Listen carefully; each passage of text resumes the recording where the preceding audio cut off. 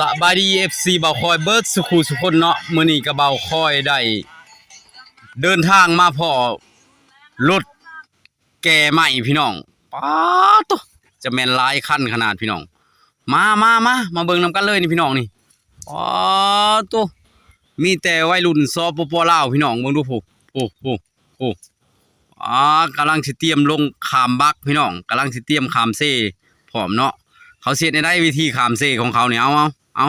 ไปเบิ่งนำกันเลยไปลุ้นนำกันเลยพี่น้องไปบ่คอยสิพาไปนี่มาเลยพี่น้องมาเลยลงเซ่แล้วพี่น้องนี่กำลังสิลงเซ่เลยพี่น้องนี่มาไผสิมานำบ่คอยมาเลยมาเบิ่งกันนี่มอนนอนโคโลอยู่นี่มีรถอีกคันหนึ่งนี่ตั้นทางบ่คอยนี่เว้นเพิ่นก่อนเอาเว้นแล้วพี่น้องมาลงเลยได้นี่สิลงเลยได้นี่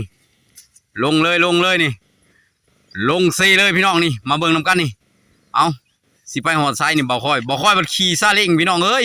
บ่ได้ขี่รถใหญ่รถโตได้ขี่ซาเล้งรถจักรนี่แหละเอาลงไปมา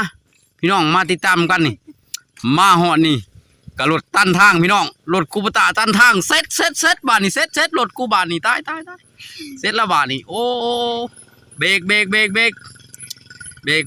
ก่อนบ่ได้ดอกไปนี่โอ้ยบ่ไหวคะแนนนี่นะบ่ไหวแล้วลงเซ่พี่น้องปาหอดครัวประวัติศาสตร์เนาะครัวตาดให้เซ่พี่น้องประวัติศาสตร์แต่ข้าวสงครามผมพี่น้องเพิ่นยิ่งมุนเบิดแหละผู้รถกระตั้นทางเซ็ตในได้บาทนี่บ่จักไล่เลยนี่รถตั้นทางเลยเซ็นได้เดี๋ยวนี้ฮะรถตั้นทาง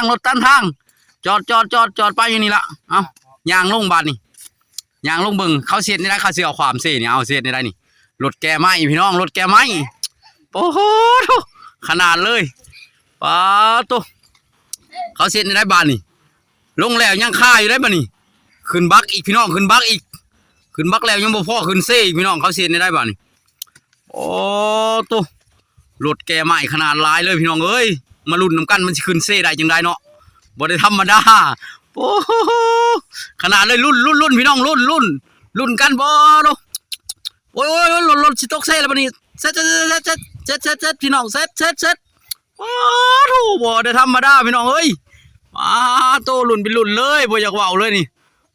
โตครัวประวัติศาสตร์กระตังทะลุทะเลอยู่นี่ยังบ่แล้วจักเถื่อเนาะบ่มีไผไปเฮ็ดเฮ้ยมาเบิ่งอยู่นี่ตัวหัวประวัติศาสตร์ตันให้เซ่พี่น้องเอ้ยมาเบิ่งนำกันวิธีเขาเสียเอารถขึ้นเซ่นี่มาเบิ่งนำกันนี่โถบ่ค่อยว่าบ่ธรรมดาได้นี่นะผู้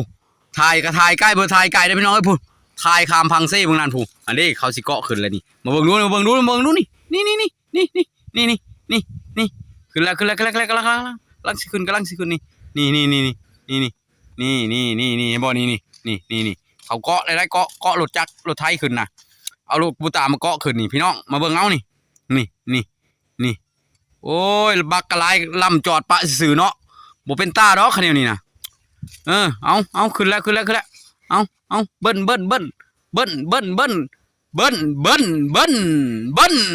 โอ้บ่ธรรมดาเฮ้ยขึ้นเรียบร้อยพี่น้องเอ้ยเขาใส่รถกูปตาดึงขึ้นรถไถแกใหม่2ลำมีแต่ลำใหญ่ๆพี่น้องบ่เคยเห็นบ่ค่อยก็มาเห็นอันนี้แหละพี่น้องเคยเห็นบ่ผู้ใดเคยเห็นแหละมิน